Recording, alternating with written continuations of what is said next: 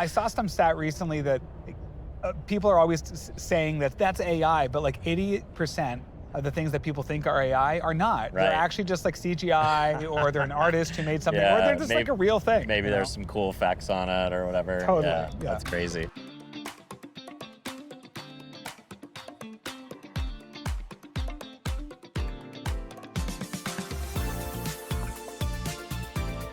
What's going on, everybody? Welcome back to another edition of the Ad Podcast. We have an exciting guest for you guys today, and we are making it happen from Shop Talk in beautiful Las Vegas, Nevada. I've been trying to pin down Geoffrey, or maybe he's been trying to pin down me. We'd have to. It goes both ways. We're both busy cats.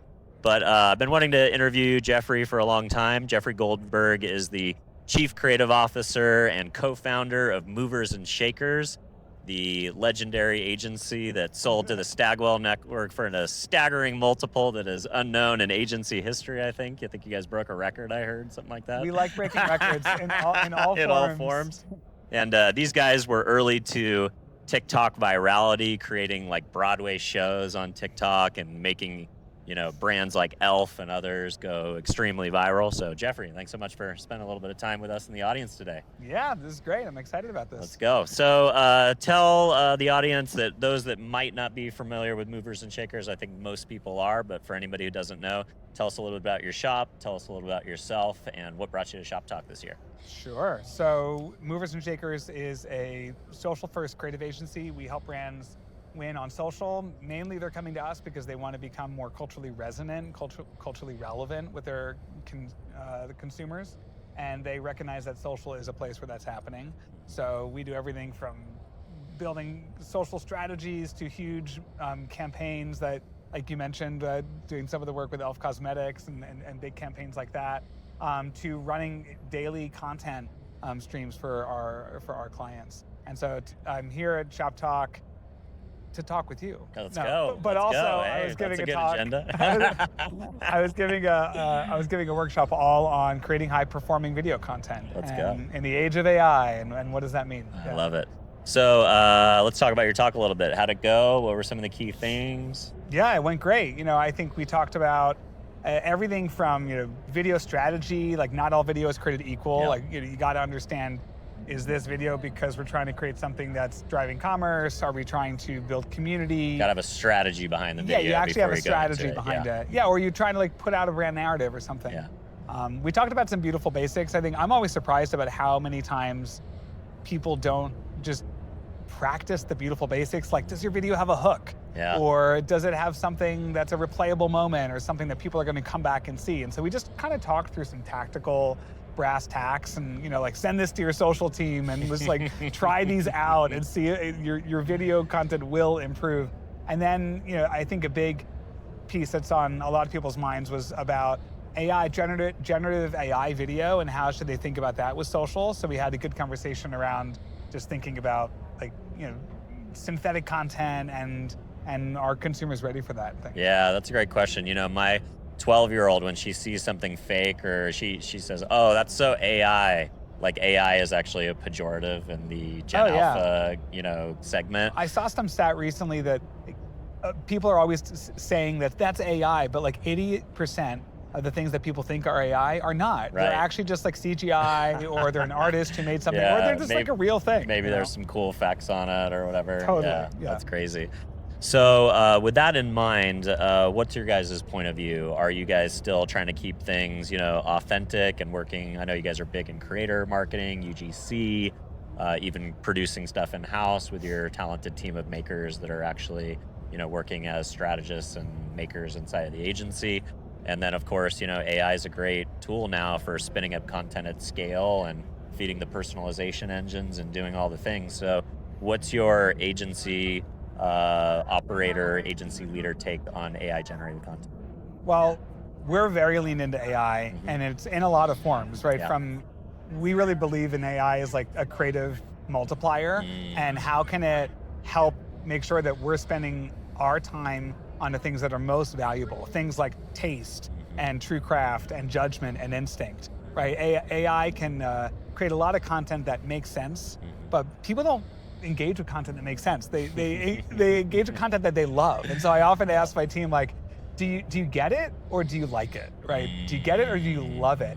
And I think you're gonna get a lot of content from AI. They're like, oh, I get it. But like, do you love it? There's like a human taste element there. So we're playing around a lot with it, but also amplifying the human creativity element. But a lot of our clients too, we work with Adobe and we help tell their story, and that's very leaned into generative AI. Yeah, and they're big in the space, obviously, with Firefly. It's an amazing tool. Absolutely. It basically allows you to source AI video from all the multiple platforms. It's built into your Creative Cloud subscription already. Yeah. Yep. So we get to play around with a lot of those tools, and we want to tell the story of those tools in a really innovative way. So that's a lot of fun.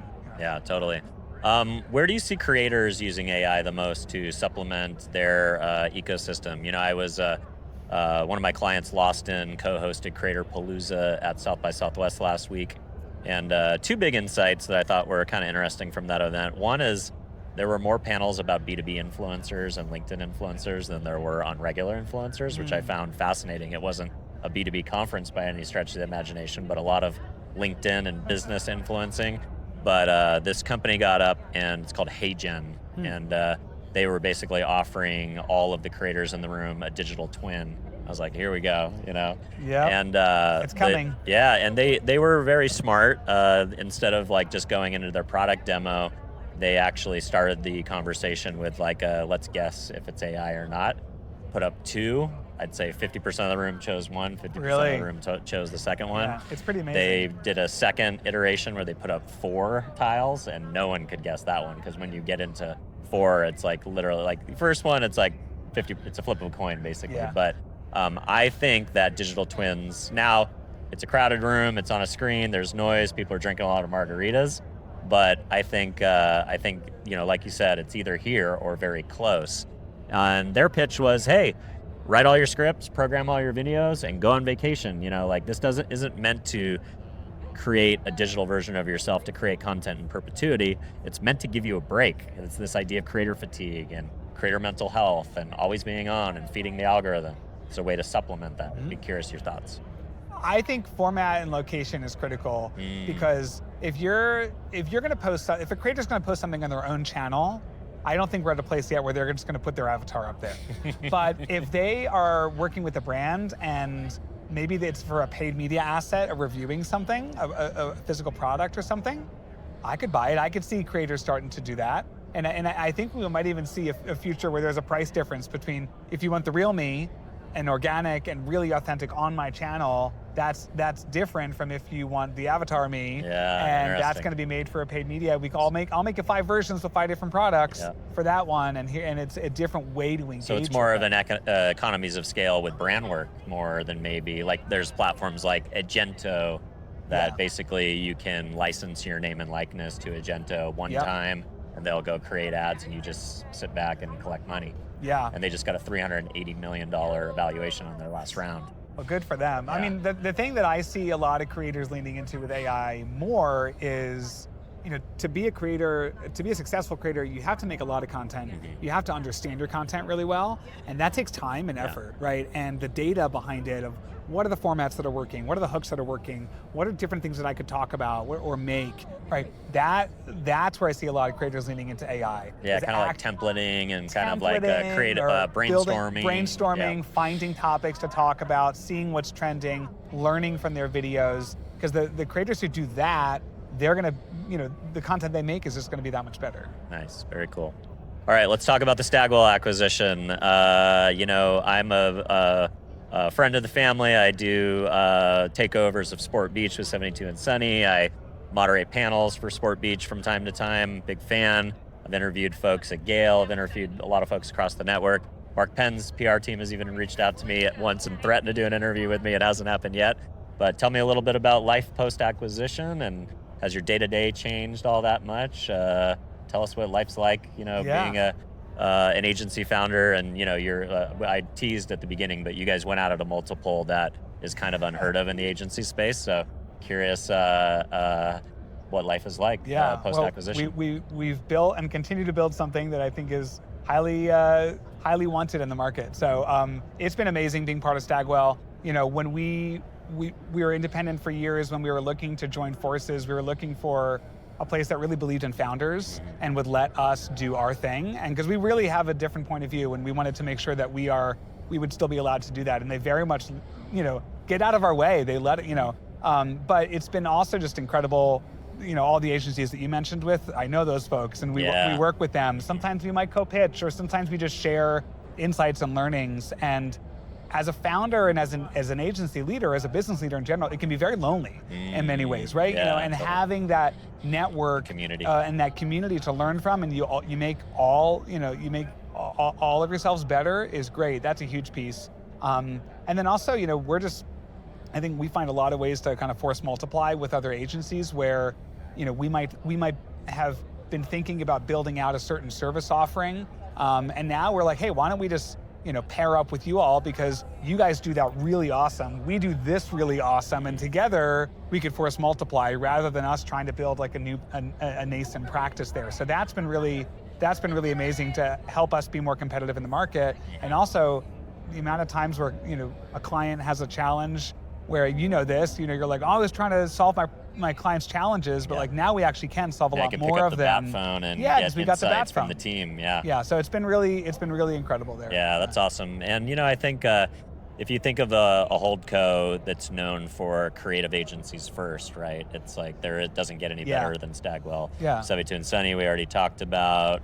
Donner, CPB, back when CPB was at the height of its success. So it feels like they are very much creative first, where maybe some of the other hold companies are media first, creative second. They have a really awesome balance, in my opinion, of like technology forward and creativity first. And Mark Penn talks about this as well. He very much, celebrates the awesome creativity and all the, not just the awards, but just like the amazing creativity coming out of the marketing, the creative agencies that you mentioned. But also with this edge of like a lot of creative and AI and innovation happening. And so I think that's where we're leaning more and more into that space where like creativity meets technology and innovation. And I think that's where we see everything going right now, but I think it's a really exciting space to be in. Yeah, it probably doesn't hurt that they have like the hottest marketing ticket that travels around the world with Sport Beach. It's like if you're at Cannes or CES or even the Super Bowl, like that's the I've gotten actually more into sports because of Sport Beach. I love it. I know. I'm not really a sports guy. I'm more of like an alternative sports guy, like skateboarding, snowboarding, and surfing. Okay. But I agree. It's that's like very when you meet, California. Yeah, right. When you meet these athletes, though, and you get to go and hear them, whether it's an Olympian or somebody from a team, and that's the cool part about athletes these days, is they really are these 360-degree entities. They're not just their sport on the field. Yeah. They are entrepreneurs, and they are gamers, and they're podcasters, and they want to be big on TikTok. Yeah. And they want to be everywhere. So it feels like it's never been a better time to work with athletes. No, it's true. In sports. And the first Sport Beach, I remember hearing, I forget who it was who was talking, but they were talking about that they had to be an entrepreneur, not just to build themselves up as an athlete that brands want to work with, but also many of them change careers. Yeah, totally. And that was something that I very much shelf life, right? I very much resonated with. You were like a Broadway guy, right, before you started the agency? Yeah, I spent about 15 years or so in the Broadway world as a performer, singing, dancing, the triple threat. Yeah, I got daughters that do that. Yeah, yep. And that was very fun, and I was directing and producing my own work, and I had no idea what agencies were or what this whole life was of the agency world, and so kind of fell into creating Movers+Shakers with my partner because I was making content myself, and I was figuring out what gets people excited. And then we started doing that with brands and telling their stories in really engaging ways. And before we knew it, we are, we said, oh, wow, I think we're an agency. I love it. I love it. A big learning curve. Well, awesome, man. Well, great work, exciting story, and I will be following along as it continues to evolve. So, Jeff, thanks so much. Cool. Appreciate your time. Thanks for the chat.